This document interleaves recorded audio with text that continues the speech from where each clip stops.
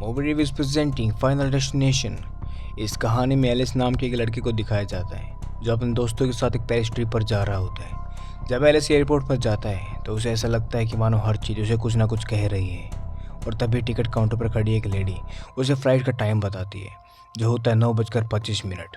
इसका मतलब ये था कि सितंबर 25 यानी कि एलिस की बर्थडे डेट। जब एलिस प्लेन में चढ़ता है तो उसे एक सिंगर के गाने सुनाई देते हैं और ये गाने जो सिंगर गा रहा होता है उसकी कुछ समय पहले ही मौत हो गई थी।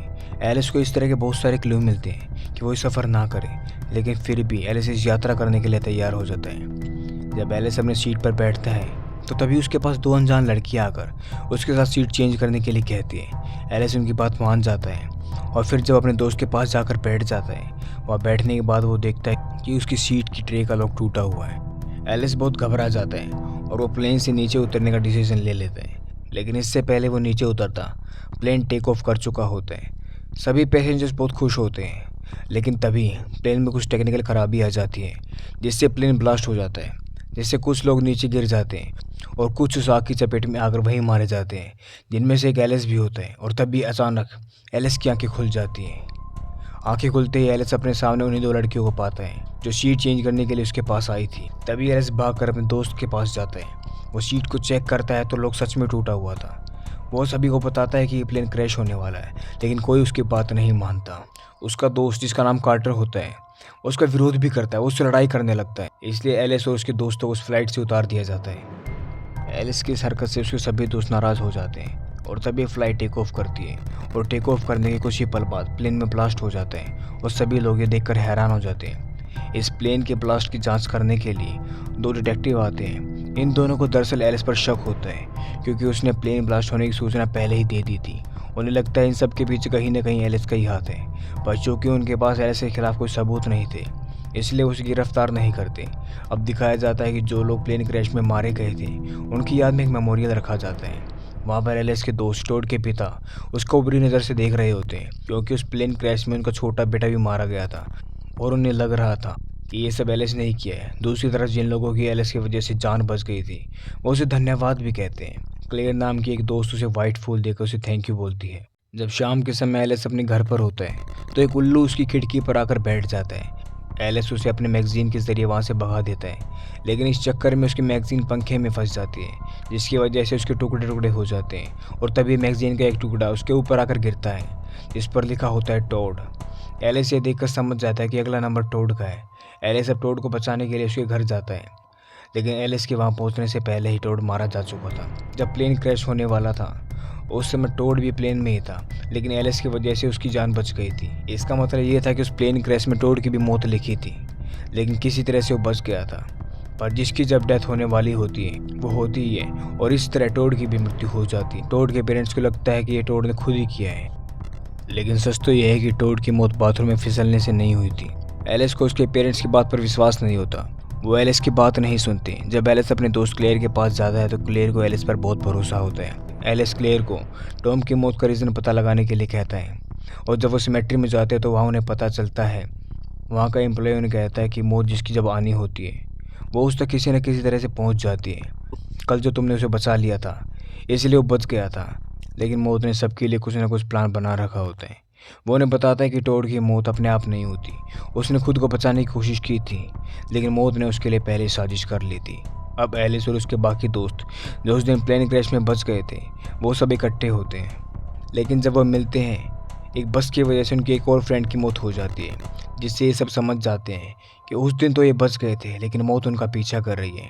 उन्हें भी ये तो पता चल गया था कि उनकी मौत होने वाली है, लेकिन ये नहीं पता था कि अगला नंबर किसका है। इसलिए एलिस उस प्लेन की सीटिंग अरेंजमेंट देखता है, जिससे उसे पता चलता है कि पहले टोड मरा, फिर वो लड़की और उसके बाद उसके टीचर का नंबर था। इसलिए वो अपने टीचर के घर जाते हैं। जब एलिस अपने टीचर के घर जाता है तो टीचर उसे देख लेती है और उसे लगता है कि जहाँ जहाँ पर एलिस होता है वहाँ वहाँ पर मौत होती है। इसलिए वो पुलिस को फ़ोन कर देती है। पुलिस वहाँ आकर एलिस को पकड़ लेती है और उससे पूछताछ करती है। एलिस उन्हें बताता है कि कैसे उस प्लेन क्रैश में सब लोग बच गए थे, लेकिन एक एक करके सबकी मौत होने वाली है।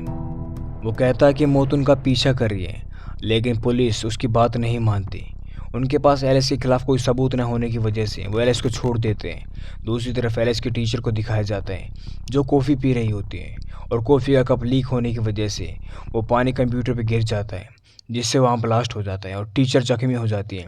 तभी एलिस वहाँ आ जाता है और अपने टीचर की जान बचाने की कोशिश करता है, लेकिन तभी ऊपर से सामान गिरने लगता है। एलिस उस सामान को रोकने की कोशिश करता है और तभी वहाँ एक ब्लास्ट हो जाता है और उससे उसकी डेथ हो जाती है। जिस चाकू से उसकी टीचर की डेथ हुई थी उसे एलिस छू लेता है, जिससे एलिस अब बहुत घबरा जाता है।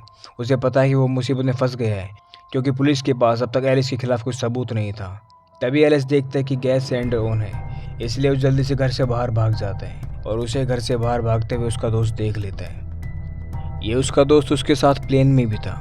वो सब बातें पुलिस को बता देता है। पुलिस अब एलिस को अरेस्ट करने के लिए जाते हैं, लेकिन एलिस उन्हें घर पर नहीं मिलता। क्लेयर को पता होता है कि एलिस कहाँ पर छिपा हुआ है, इसलिए वो अपने उस दोस्त के साथ जिसने गवाही दी थी एलिस के पास जाते हैं। और अब इन्हें पता चलता है कि अगली बारी कार्टर की है। कार्टर कहता है कि अगर मरना ही है तो क्यों ना हम अपनी मर्जी से मरें। कार्टर अपनी कार को जानबूझकर रेलवे ट्रैक पर खड़ी कर देता है, जहाँ पर ट्रेन भी आने वाली थी। घबरा कर उसके बाकी दोस्त तो गाड़ी से उतर जाते हैं, लेकिन कार्टर गाड़ी से नहीं उतरता। और जब ट्रेन पास आने वाली होती है तो कार्टर उतरने की कोशिश करता है, लेकिन गाड़ी लॉक हो जाती है और उसकी सीट बेल्ट भी लॉक हो जाती है। इसका मतलब ये था कि मौत उसके करीब आ रही है, लेकिन इससे पहले वो मरता। तभी एलिस उसे बचा लेता है, लेकिन इससे पहले वो ये पता लगाता कि अगला नंबर किसका है।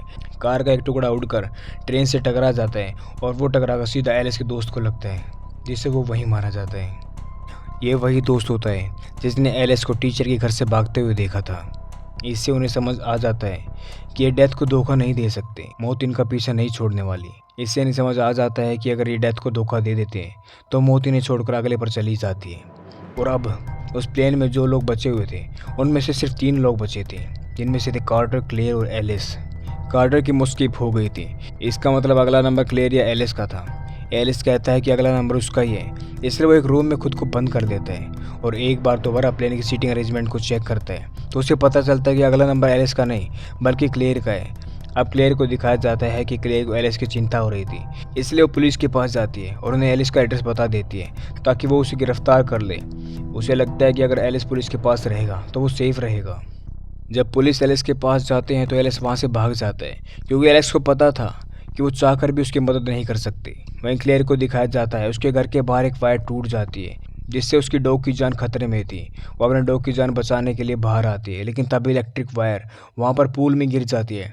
क्लेयर अपने आप को बचाते हुए गैरेज में खड़ी अपनी गाड़ी में बैठ जाती है और तभी इलेक्ट्रिक वायर उस गाड़ी पर गिर जाती है। इससे पहले कि कार में ब्लास्ट होता है, एलिस वहाँ आकर क्लेयर को कार से बाहर निकाल लेता है, लेकिन इन सब में एलिस दूर जाके गिरता है, लेकिन फिर भी एलिस बच जाता है। इसके बाद की कहानी में 6 महीने बाद का समय दिखाया जाता है, जब एलिस, क्लेयर और कार्टर तीनों प्लेन में कहीं जा रहे थे। एलिस ने क्लेयर और कार्टर को बचाकर मौत को चीट कर दिया था, लेकिन एलिस को ये भी पता था कि अभी उसका नंबर नहीं आया है, उसे किसी ने नहीं बचाया। इसका मतलब उसकी मौत कभी भी उसके पास आ सकती। तभी वहाँ कुछ लोग आकर वही गाना बजाते हैं जो कि उस दिन एलिस ने एयरपोर्ट पर सुना था। तभी एलिस समझ जाता है कि उसकी मौत उसके आसपास ही है, इसलिए वो उठकर वहाँ से जाने लगता है। लेकिन तभी क्लेयर उसे आवाज़ लगाती है, जिससे एलिस वहीं रुक जाता है और उसका एक्सीडेंट होते होते बच जाता है और एक बस जाकर एक खंभे में टकरा जाती है, जिससे कि एक इलेक्ट्रिक वायर टूट जाती है। एलिस पे गिरने ही वाली थी, कार्टर उसे बचा लेता है। इस तरह एलिस की जान बच जाती है, लेकिन किस्सा कभी खत्म नहीं हुआ था। मौत फिर से अब कार्टर की तरफ आ रही थी और इलेक्ट्रिक वायर अब कार्टर के ऊपर गिर जाती है, जिससे कार्टर की मौत हो जाती। इसका मतलब ये था कि अभी एलिस की और क्लेयर की मौत बाकी है। और इसी सस्पेंस के साथ ये मूवी यही ख़त्म हो जाती है। इस मूवी के 4 पार्ट और भी हैं। अगर आप चाहते हैं कि हम उन्हें भी एक्सप्लेन करें तो प्लीज़ कमेंट में हमें बताएं। उम्मीद करते हैं आपको ये कहानी पसंद आई होगी।